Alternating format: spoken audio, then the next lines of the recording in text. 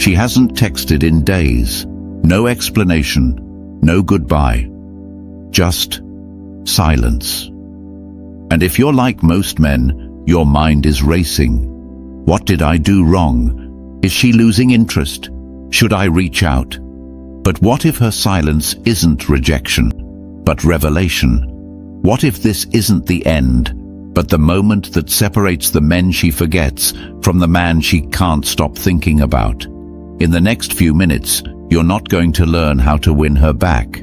You're going to learn how to become the kind of man who never needs to chase, because presence alone becomes unforgettable. 1. The silence isn't rejection, it's a mirror. Jake had stared at his phone for 3 hours. One message sent. No reply. He wasn't the desperate type, not anymore, but something about her sudden silence felt like betrayal. Not the loud kind, with doors slamming and voices rising, but the quiet kind. The kind that echoed in the walls of your chest. They'd shared moments that felt real. The way she leaned in over coffee, the way her eyes softened when he opened up about Afghanistan. You can't fake that, can you? But now, nothing. No good morning. No just thinking of you. Just silence. But Jake wasn't 20 anymore. He had walked through fire, both literal and emotional. And instead of spiraling, he did something most men don't. He went inward. The next morning he was up at 5 o'clock. No alarm clock, just discipline. He laced up his boots, stepped into the cold Austin dawn, and ran. Not from pain, but through it. Each stride a reminder. I am not undone by absence. I am made by solitude. When a woman pulls away, it doesn't always mean she's gone. Sometimes she's listening, not to your words, but to your energy. Watching if you'll crumble or remain composed. If you'll reach out in panic or rise in presence. You see, women have their own emotional radar, subtle, ancient, intuitive, and when they feel your strength beginning to lean on them instead of standing beside them, something shifts. It's not punishment, it's not rejection, it's a test, or perhaps more truthfully, a reflection. Because silence is not a void, it's a mirror, and it's asking, can you hold yourself together when I step away? Is your confidence rooted in me or in you? Too many men hear silence and run to fill it with noise, explanations, apologies that were never asked for. But the man who stands still, who does not panic, who does not chase, he becomes the rarest thing in her world. Not because he's cold, but because he's clear. Silence is the most honest stage of any connection. It strips away the performance and exposes the core. And if all she sees in that quiet is a man begging for reassurance, she walks. But if she looks and finds a man sharpening his edge, deepening his mission, grounded in his presence, then curiosity blooms. Because strength is not proven in conversation, it is revealed in absence. Jake didn't text her that day, or the day after, but 3 days later, her name appeared on his phone. No grand message, just 3 words. How have you been? She was listening after all. She just needed silence to hear the truth. And Jake? He smiled, took a deep breath, and finished his morning run. Because when a woman goes quiet, the man she remembers is the one who never lost himself in the silence. 2. Fear is loud, power is quiet. Marcus was never the kind of man who begged, at least that's what he told himself. He had built his life from scratch in Denver, a small tech startup, a 1-bedroom apartment with just enough charm, and a dog named Finch, who never needed more than presence to feel safe. But when Olivia, smart, graceful, unpredictable Olivia, stopped texting, something inside him shifted. Not dramatically, just enough to make his thumbs hover over his screen longer than he'd like to admit. He drafted a message, deleted it, drafted again, deleted again. What do you even say when someone's gone quiet, when they were so loud in your life just days ago? He almost sent a long, vulnerable paragraph about just wanting to understand. But something held him back. Not pride, not indifference, something older, wiser. Fear had a voice, and it was screaming inside his chest. But he'd learned the hard way that acting from fear only made you smaller. So instead of texting, he picked up Finch's leash and walked down to the old train tracks near his apartment, the ones that reminded him of how far he'd come. He spent the next 2 hours mapping out version 2 of his app. He didn't check his phone once, because the truth is, fear is loud. It wants urgency. It craves reaction. It demands that you do something, anything, just to stop the discomfort. But power? Power is the man who lets the silence breathe. When a woman pulls back, it's tempting to fill the gap with explanations, affection, or reassurances she never asked for. You start thinking that love is something to be proven with words, that presence is validated by effort. But the masculine doesn't prove itself with noise. It proves itself in stillness, not by ignoring her, but by refusing to betray your own center just to feel less anxious. You want to be unforgettable? Then don't scramble to fix something that might not even be broken. Women feel intention like wind feels pressure. They know when your message is driven by need, not care, and need kills desire faster than absence ever could. That night, Marcus didn't send the message. Instead, he sent in a grant application for funding, the one he'd been putting off. He stayed up until 2 a.m. building a wireframe. The next morning, his inbox was still empty, but his calendar was full. He had no idea Olivia would text 4 days later with, "I miss you." And by then, the man who once felt afraid had already started becoming someone she couldn't shake. Because power doesn't scream when ignored. It whispers, through consistency, through direction, through quiet, undeniable presence. And in a world where men crumble at the first sign of distance, the one who stands still becomes legend. 3. The test isn't a game. It's a question of safety. Sophia didn't mean to confuse him. She wasn't playing hard to get.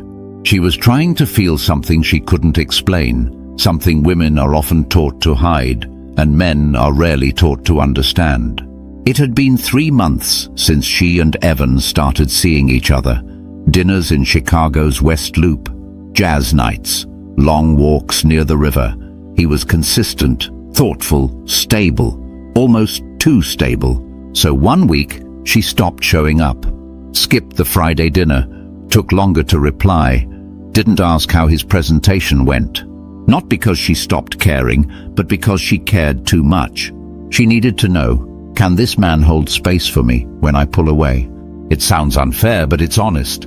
Women test not because they're cruel, but because they've learned that many men are actors in the beginning, performers of affection, not protectors of energy. And when the show ends, so does the attention. Evan noticed the shift. He could feel it in the text bubbles that no longer came, in the delayed replies, in the energy that used to flow between them like an open window, now shuttered. He drafted a message. Did I do something wrong? But he stopped. Instead, he wrote nothing. That Friday, he went to the gym, finished his weekly report early, cooked for himself and played Miles Davis on vinyl. Because Evan understood something most men never learn. The test isn't meant to be passed with words. It's passed with weight. The weight of your presence. The weight of your steadiness when things feel unstable. The weight of not chasing clarity, but embodying it. When a woman creates space, what she's really asking is, can I trust you to remain you, even when I'm not near? And if your identity crumbles at the first emotional wave, she doesn't feel safe. Not because she wants to leave, but because she can't relax near someone who needs her attention to function. That night, Sophia sat alone in her apartment, wine in hand, phone beside her. She hadn't heard from Evan, and she didn't know whether to feel annoyed or intrigued. Because silence is one thing, but silence without fear That's power. And that power made her pause. Not because Evan pulled away, but because he didn't follow. The next week she texted, "You still going to that rooftop jazz night?" No apology, no explanation, just curiosity, re-engagement. He replied, "I'll be there at 7. You're always welcome." No edge, no pettiness, just presence. Because the man who passes the test isn't the one who proves he can chase. It's the one who proves he doesn't need to. And in that quiet, Sophia felt what she'd been looking for all along. Not performance, not panic, but peace. And when a woman feels safe, she doesn't just come back. She surrenders. 4. Stillness isn't emptiness, it's power. Eli had never been the loudest man in the room. In the chaos of Manhattan, sirens, subways, small talk that moved faster than meaning, he carved out stillness like a sculptor. Morning coffee alone, a notebook always half-filled, silence that didn't beg to be broken. So when Jasmine, fierce, brilliant, the kind of woman who carried entire rooms with her presence, began to grow quiet, Eli didn't flinch. No late-night calls, no passive-aggressive story posts, no carefully timed accidental likes. Just stillness. Because Eli knew when a woman withdraws, most men panic. But panic is not presence. Panic is noise. She didn't need more noise. She needed to feel him. Not chasing, not questioning, not explaining, but existing, steady, clear, unmoved. Jasmine's silence wasn't random. Women don't just disconnect. They descend. Into themselves, into questions, into the memories between the moments, searching for something they can't quite name. And while she was spiraling quietly, Eli didn't try to pull her back.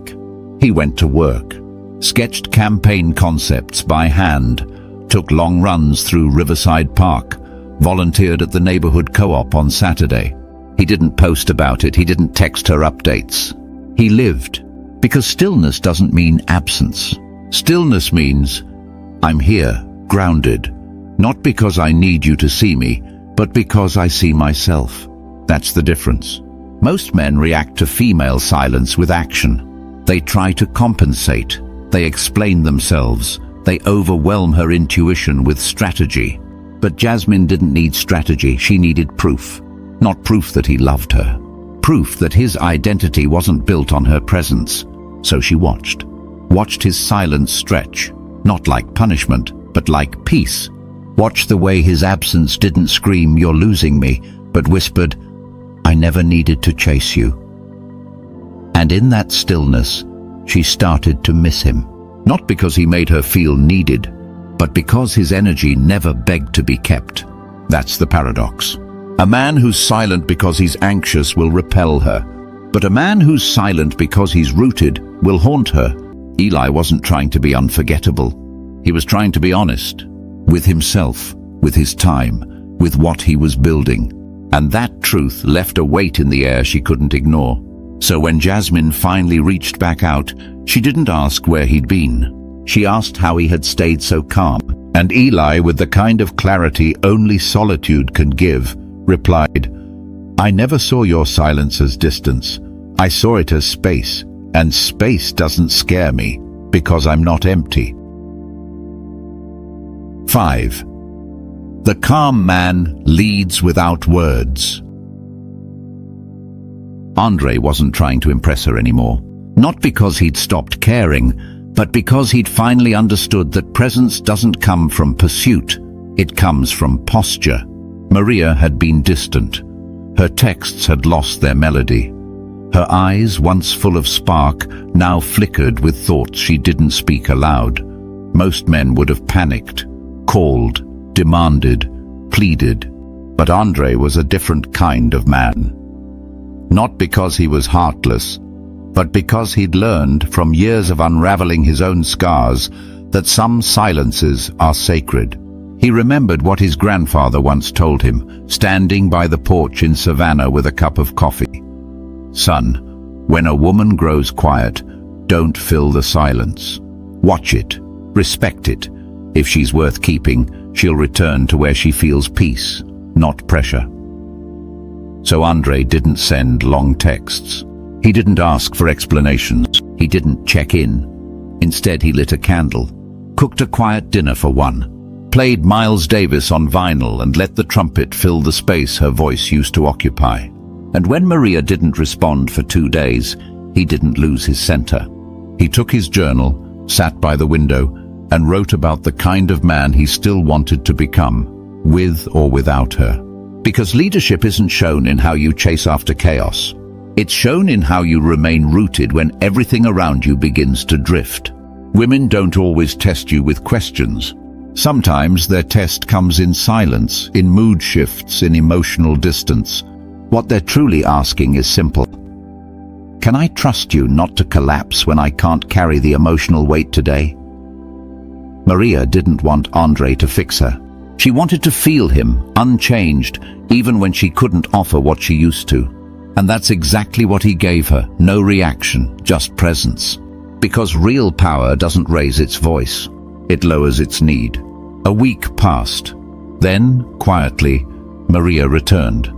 She brought over his favorite wine and said nothing at first, just hugged him. Long, wordless, deep. In that moment, she wasn't just returning to a man. She was returning to a lighthouse, a place that hadn't moved, even when the tides did. And Andre? He didn't ask where she'd been. He just poured the wine, turned the record over, and pressed play. Because the man who leads without words doesn't chase love. He makes love feel safe enough to return on its own. 6. Let her walk, and let yourself rise.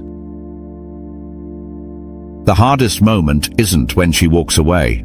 It's when everything inside you wants to chase and you don't. Jonathan felt that ache like a slow thunder beneath the skin. When Natalie said, "I just need time to think," she didn't mean to cause a storm. But the silence that followed her absence was deafening. They had shared something real. Laughter over late-night tacos in San Diego, slow mornings with records spinning in the background, plans that sounded like a future. But now she was gone. Not forever. Not yet. Just gone enough to hurt. His friends told him to text her before it's too late. His pride told him to say something, anything. But his soul whispered, "Let her walk." And so he did. Not out of pride, not as a strategy, but because deep down, Jonathan understood. If a woman can only stay when you hold her tightly, then she's not really staying. She's being gripped. So he opened the door in his heart and left it open, then turned around and walked deeper into himself. He started rising early again, returned to surfing at dawn. The same Pacific waves that once carried his teenage dreams now reminded him of something older, resilience. He launched a side business he'd been putting off, started lifting heavier at the gym, wrote the first chapter of a book he didn't know he had inside him. Every part of him that once waited for her text was now building something real. Because when a man lets her walk and still rises, he becomes unforgettable. Not because of absence, but because of who he becomes in it. Jonathan didn't ignore his pain. He felt it, fully, deeply. But he refused to let that pain turn him into a beggar. He didn't send midnight apologies, didn't scroll her Instagram for signs, didn't ask mutual friends, "Is she seeing someone else?" He simply decided, if she returns, she will find a man 10 times more whole than the one she left. And that changed everything. 3 weeks later, Natalie reached out. Her voice on the phone trembled, not with fear, but with awe. "You didn't chase me." "I didn't need to," he said gently, "because I wasn't losing myself when I lost you." She didn't say much after that. She didn't need to. Because when a woman sees a man who can let her walk and still carry his life forward with grace and fire, she doesn't forget him. She may drift, she may test, she may walk out the door. But if what you shared was real, and if who you are is solid, she will feel you in your absence, more than she ever did in your presence. Because the man who can let her go without collapsing is the man she'll look for when the world finally quiets. 7. Don't fix her storm. Be the shore she can crash into. Andre had seen Maria at her best, radiant, sharp, unstoppable, but he had also seen her storm. Not the kind you run from, the kind that comes suddenly, in silence, in tension, in eyes that no longer meet yours at the dinner table. The kind of storm that isn't loud, but heavy. It was a Wednesday evening. The chicken had gone cold, her fork barely touched the plate. When he asked what was wrong, she shook her head. "I don't want to talk about it." And that was his moment. Not to fix, not to press, not to shrink, but to lead with stillness. Most men in that moment would have taken it personally, pushed for answers, raised their voice, tried to force connection. But Andre had learned something most never do. Her storm isn't about you, unless you make it about you. So instead, he stood up, cleared the table, turned on the record player, and poured her a glass of wine. No lectures, no demands, no desperation. Just presence. Because some storms don't need solving. They need space. And the man she trusts with her chaos isn't the one who interrupts it, but the one who can contain it.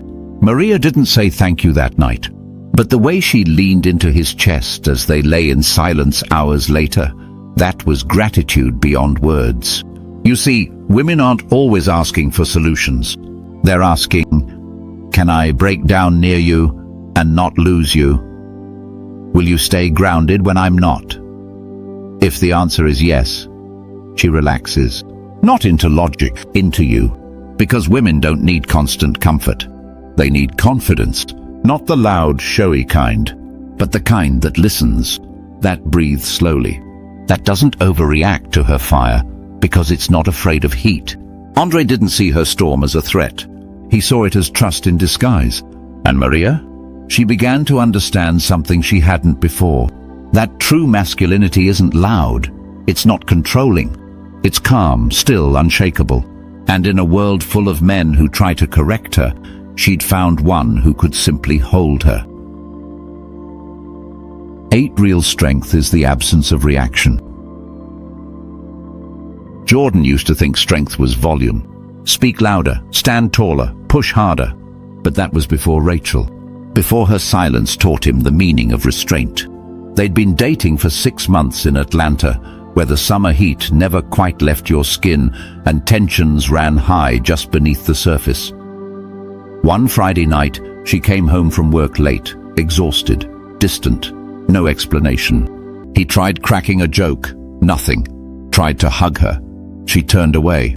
He felt that familiar panic rise in his chest like fire licking the edge of control. But this time he didn't act on it. He didn't demand an answer. Didn't ask, "Is everything okay with us?" Didn't try to explain himself just to escape discomfort. Instead, he stepped into the kitchen, reheated dinner, poured her a glass of water, and sat beside her, in silence. And that silence? It changed everything. Because real strength, the kind that makes a woman feel safe to unravel, doesn't shout. It doesn't fix. It waits. Women don't need you to solve them. They need to see if you can stand there, still breathing, while they work through emotions even they don't fully understand. Jordan used to think a man should have answers, but that night, his strength came from not needing to provide them. He didn't mirror her storm. He held the shoreline. And Rachel? She broke down an hour later, right there on the couch. No warning, just tears, words, wounds, all of it. She had lost a close friend that week, hadn't told anyone. The grief came out sideways, disguised as distance. And when she finally spoke, the first thing she said was, "Thank you for not making me explain before I was ready." That was the moment Jordan understood. Masculine power isn't in controlling the room. It's in not letting the room control you. It's in the pause before reaction, the deep breath before the reply, the choice to observe instead of escalate. And that kind of strength, it's rare, precious, memorable. Because when a woman feels that kind of restraint, the kind that protects instead of performs, her entire nervous system exhales. She realizes, I don't have to hold everything alone. Jordan didn't save the day with words. He saved it by being a man who felt safe to fall apart near. And in a world of men who react, he became unforgettable by simply remaining still. Conclusion: the kind of man she can't shake. You don't win her heart by chasing her shadow. You win it by becoming a man whose light doesn't flicker in her absence. Let her walk if she needs to, not as punishment, not out of pride, but because you trust what you've built within yourself more than what you're afraid to lose. She's not watching your words, she's watching your weight, how grounded you stay when the world around you shifts. And if you become that man, the one who listens instead of reacts, who leads without noise, who stands without begging, then even if she walks away, she won't forget the silence where she felt safest, yours. If this video made you stop and think, that's exactly why it was made. Share what this stirred up in you, because what you say might be exactly what someone else needs to hear. If you found value in these quiet truths, don't forget to hit like. And if you want to keep growing into a deeper kind of strength, not through muscles, but through meaning, make sure you subscribe.